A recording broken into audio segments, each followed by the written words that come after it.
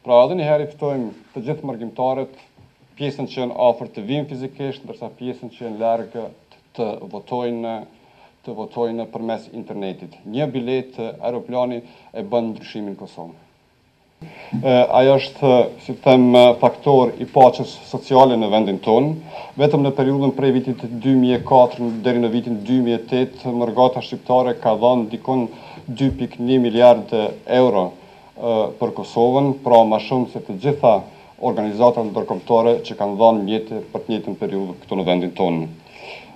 Vitin e kaluar, ajo përmes remitencave ka sjellur në Kosovë 780 milion euro, që janë mjete, më shumë se të gjitha mjetet që jep qeveria e Kosovës për rroga dhe për gjitha skemat pensionale, pra ka dhënë një kontribut jashtëzakonisht të madh material. Mjerisht ajo po vazhdon të injorohet dhe po vazhdon të trajtohet keq nga qeveria e Kosovës, duke u përjashtuar nga proceset politike. Faktikisht Mërgata e Kosovës e ka të drejtën formale të votës, por praktikisht kjo e drejtë i mirët përmes procedurave shumë të komplikuara të votimit.